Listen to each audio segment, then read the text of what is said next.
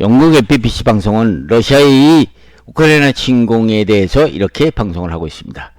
인구 4,400만의 민족주의 국가인 우크라이나를 향해서 왜 러시아가 파괴적인 공격을 계속하고 있는 이유가 무엇인가에 대해서 세계 사람들은 왜 그런지, 우크라이나를 무참하게 침공하고도 끄떡하지 않는 것은 러시아의 푸틴이라는 대통령이 우크라이나가 지난 제국주의 시절 소련의 연방국으로서 있었던 과거를 잊지 못하고 2차 세계대전 이후 우리나라 모양으로 독립국으로 탄생된 우크라이나에 대한 연민을 잊지 못해서 그렇게 한 것이라고 보도하고 있습니다.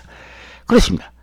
공중에서, 지상에서, 또 바다에서 인구 4,400만 민주주의 국가인 우크라이나를 향해서 무차별 공격을 가하고, 또 그러한 러시아의 공격에도 끝까지 저항하는 우크라이나를 표로 만들고 있는데도 정작 러시아 국민들은 아직도 푸틴 같은 정치 지도자를 지지하고 있으니 그 이유가 무엇이냐 하는 것입니다. 우리도 걸핏하면 선거 때만 되면 우리와 휴전선을 접하고 있는 북한이나 일본을 거론하는 정치인들이 친일파다 혹은 종북 좌파들이다 하면서 남의 탓을 하듯이, 러시아도 지금 민주적으로 선출된 우크라이나의 젤렌스키 대통령 정부를 두고 2차 세계대전 당시 독일 히틀러와 같은 나치인물이라고 러시아 국민들에게 선동을 하고 있는 것이죠. 그렇습니다. 러시아 국민들로서는 이런 푸틴 말에 귀가 송곳할 수밖에 없는 것은 2차 세계대전 당시에 독일군이 우크라이나를 거쳐서 자기들의 수도인 모스크바까지 쳐들어왔을 때를 생각하면 당시 독일의 나치스 정권이 철천지 원수처럼 생각이 들을 수밖에 없겠죠.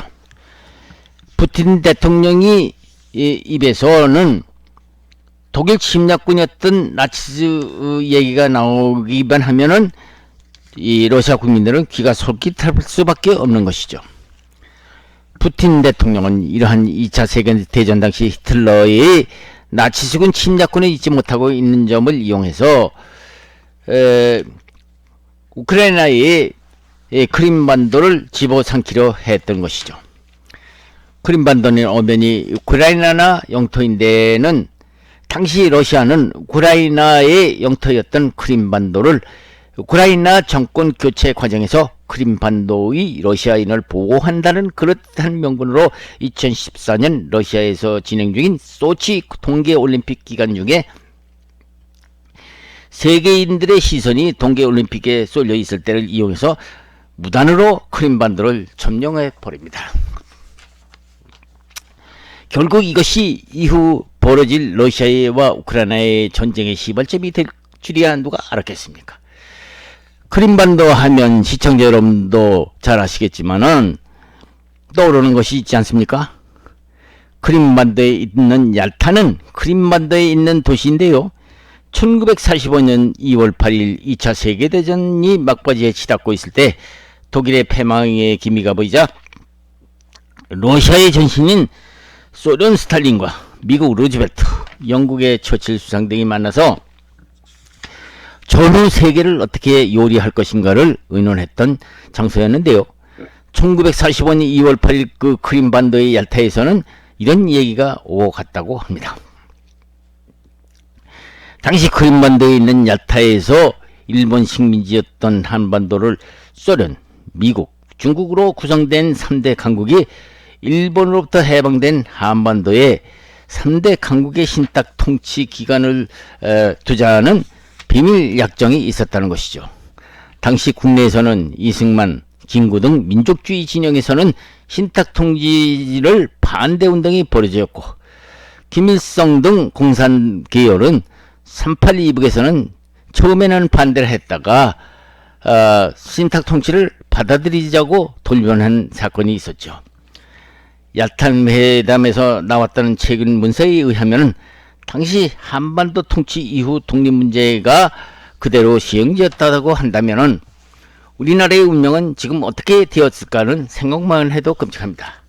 왜 그런가 하면 당시 거론된 한반도 문제 중 주목할 것은 그 내용 중에는 미국 식민지였던 필리핀을 미국이 독립을 시키는데도 20년이 걸렸으니 한국도 마찬가지로 20년 내지 30년은 미, 중, 소 3국이 신탁 통치 이후 한국인들이 독립국가 유지할 능력이 생기면은 그 독립국을 세워주자고 했었다는 보도가 있는데요.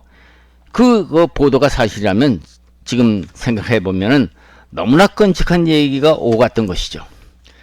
얘기가 크림반도 얘기가 나오다가 보니까 엉뚱하게 우리 얘기가 되어버리는데요. 다시 러시아의 우크라이나 얘기를 돌아가기로 합시다. 우크라이나는 우리나라 인구와 비슷하나 대신 넓은 땅과 많은 곡식을 세계에 공급하던 나라였는데요. 러시아의 침공으로 고통을 받고 있는 것은 우리나라뿐만 아니라 세계인이 모두 고통을 받고 있죠.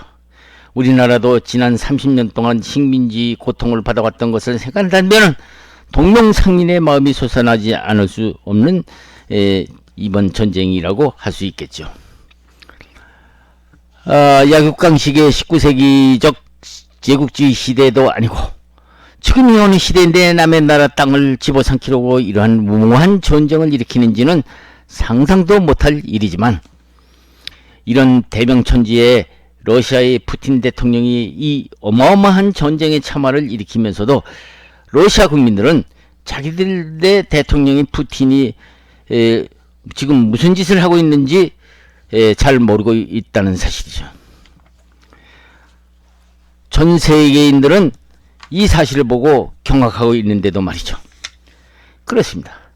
러시아가 남의 나라를 이렇게 엉망으로 만들어 놓고 세계 여론이 좋지 않은데도 러시아 국민들은 여전히 푸틴 대통령을 지지하고 있다는 보도를 보는 세계 여러 나라 사람들은 이게 정상적인 시대인가 하고 의문을 갖지 않을 수 없는 것이죠. 보도에 의하면 러시아 사람들이 이렇게 남나라를 엉망으로 만들어 놓고 무감각한 것은 푸틴 러시아 대통령의 연설 내용이 전적으로 신뢰하기 때문이라고 보도하고 있습니다. 자, 그러면 도대체 푸틴 대통령의 연설 내용이 무엇이길래 그럴까요? 우선 어떤 것인가부터 들어보고 젤렌스키의 우크라이나 대통령의 말도 한번 들어보기로 합시다. 푸틴 대통령은 우크라이나의 전 야누코비치라는 우크라이나 전 대통령이 실각하고 지금 대통령인 젤렌스키 대통령이 된 후 계속 내정 간섭적인 발언을 노골적으로 우크라이나에게 하고 있다는 것이죠. 푸틴은 민주적 절차에 의해서 당선된 현 젤렌스키입니다. 그 악명 높은 나치즈의 후예라고 몰아붙이는 데 비한다면 그는 민주주의 방식에 의해서 선출된 정당한 대통령이었죠.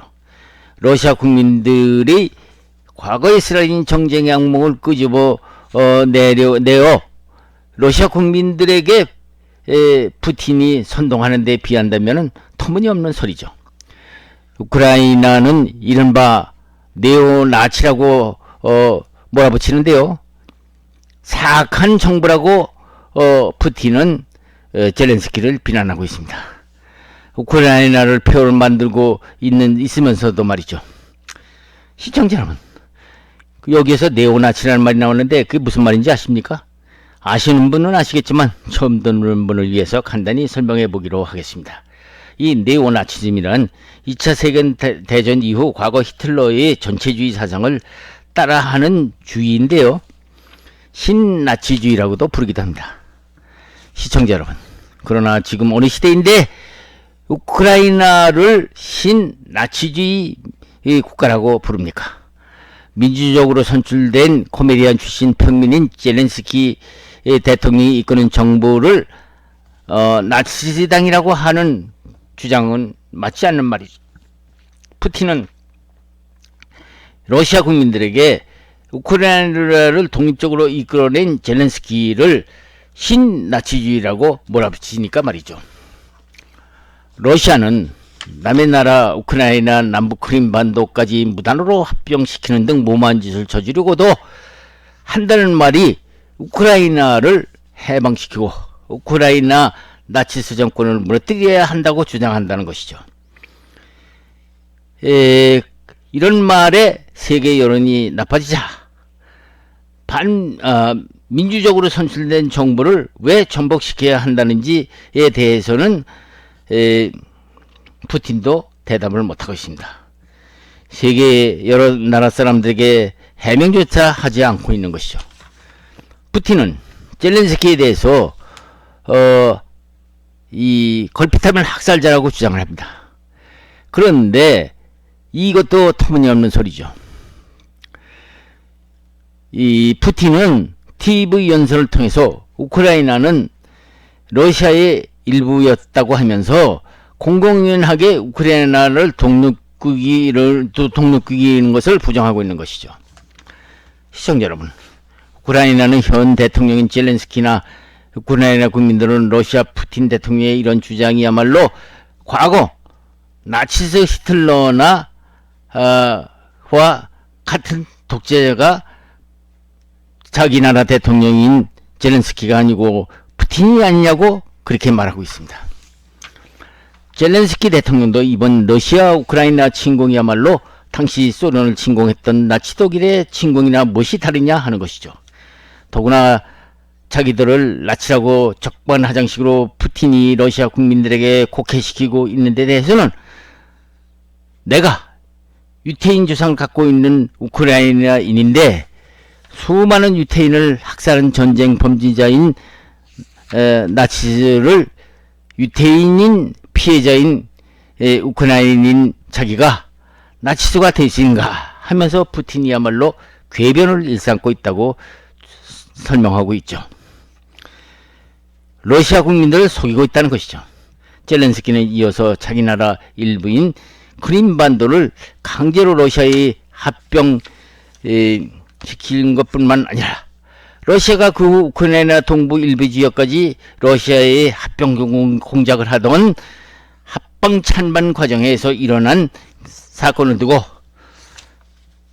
푸틴은 젤렌스키가 마치 그들을 학살한 것 같이 러시아 국민들을 호도하고 있다는 것이죠. 여하튼 푸틴은 우크라이나 침공을 합리화하기 위해서 우크라이나 정부가 러시아가 그동안 떼쓴 크림반도나 우크라이나 동부 지역을 넘보고 있는 러시아에 대하여 저항하는 젤렌스키 정부에 대해서 자기들이 점령한 크림반도나 분쟁 중인 우크라이나 동부 지역에 대한 이른바 러시아 푸틴이 말하는 우크라이나의 비무장화, 비나치화를 위해서는 어쩔 수 없는 침략밖에 할 수 없다는 것이죠. 시청자 여러분, 어떻게 내가 나치가 될 수 있는가? 라는 젤렌스키의 항변을 어떻게 들리십니까? 지난날 나치로부터 집단 학살을 당했던 유태인 출신 젤렌스키가 나치라는 황당무계한 푸틴의 궤변을 어떻게 생각하십니까? 이런 젤렌스키 항변에 푸틴을 지지하는 일부 인사들은 히틀러도 유태인인데 젤렌스키가 너는 유태인과 무엇이 다르냐는 궤변을 일삼는 자들도 있다고 합니다. 가짜뉴스도 유분수지. 히틀러가 유태인이라는 말도 처음 듣는 얘기고, 더구나 히틀러가 유태인이라면 유태인을 그렇게 많이 학살시킬 수 있었겠습니까? 새빨간 거짓말이죠. 하여튼 젤렌스키는 유태인 부모를 가진 우크라이나임에는 틀림없습니다. 젤렌스키는 대학 교수였던 아버지와 엔지니어로 있던 어머니로부터 출생되었는데요. 젤렌스키는 우크라이나 수도 키우 경제대학교에서 법학 전공을 했지만은 법률가로 나서지 않고 코미디언으로 희극 공연을 계속해왔다고 합니다. 그 후 그는 결국 우크라이나 방송국에 근무하게 되었고, 그는 절대 정치는 하지 않겠다고 했었는데 그것을 깨고 인민의 종이라는 당을 창당하고 놀랍게도 40대의 젊은 나이로 대통령으로 당선이 됩니다. 푸틴이 젤렌스키를 비난한 한 가지 중에 이른바 우크라이나 동부 지역에서 러시아계 우크라이나인이 반란을 일으켰을 때인 2013년에 이른바 돈바스 분쟁 때 이를 진압하던 당시 정부군을 지지를 젤렌스키가 방송국에 있으면서 했다면서 진압 과정에서 1만여 명이 희생된 사건을 두고 이 모든 책임이 젤렌스키가 학살자라고 몰아붙인다는 것이죠. 시청자 여러분, 자기 나라의 일부를 러시아로 넘겨주는 사람이 누가 있습니까? 돈바스라는 지역의 반란군을 우크라이나 정부군이 진압하는 것은 당연한 것이 아닙니까? 그런데 푸틴은 이것을 트집 잡는 것이죠. 어쨌든 푸틴은 젤렌스키가 대통령이 되자 우크라이나 침공을 하기 시작을 합니다. 젤렌스키는 서방 각국에서 워낙 러시아가 강하니 서방 국가로 피신해 오라는 권고를 물리치고 끝까지 남아서 나라를 지키겠다면서 전쟁이 키우라는 수도 방어전을 수행하는 한편 세계 각국 국회의 화상 통화를 통해서 연설하는 등 세계 각국으로부터 도움을 받아서 훌륭하게 자기 나라를 지키고 있습니다. 젤렌스키를 처음에는 코미디언 출신이라면서 비웃던 사람들도 진짜 애국자인 젤렌스키를 우리나라 국민들뿐만 아니라 세계 각국에서도 그를 존경하게 되어 있습니다. 그는 우크라이나 독립하기 전 소련 시대에 태어났으니 러시아어는 물론 영어도 능숙하다고 합니다. 물론 우크라이나어는 자기 모국어이니까 두말할 나위도 없죠. 자, 그렇습니다.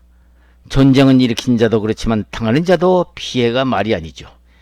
우크라이나 전쟁이 점점 위험으로 치닫고 있는 이 시점에서 지금은 침공을 해놓고도 큰소리치고 있는 러시아라고 어떤 위험이 닥칠지 모르죠.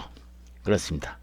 푸틴 대통령은 그런 위험이 도사리고 있는데도 왜 군사 행동을 멈추지 않고 있는 것일까요? 결론은 푸틴이 방송했다는 55분간의 TV 연설에 그 의도가 확연히 드러나고 있습니다. 푸틴은 그 연설에서 이렇게 했습니다. 우크라이나는 러시아의 일부 지역이었다. 1717년 러시아 공산당 혁명 시에 당시 소련이 성립되었을 때 우크라이나인들을 공산화시키지 못한 탓이라고 하면서 우크라이나는 그동안 러시아 정부를 배신한 나라이고 라고 말했다는 것이죠. 우크라이나와 러시아, 중국 역사에 나오는 당나라나 명나라, 청나라 등의 흥망성쇠를 보면은 모두가 전쟁 이후에 나라가 흔들려 정권이 바뀌었다는 것을 생각한다면은 지금의 러시아나 우크라이나의 전쟁 장래가 어떻게 될 것인가는 자명한 것이 아닐까 생각이 됩니다. 지금은 과거와는 달리 글로벌 시대로서 단순한 19세기적 전쟁을 통한 시대가 아니기 때문이죠.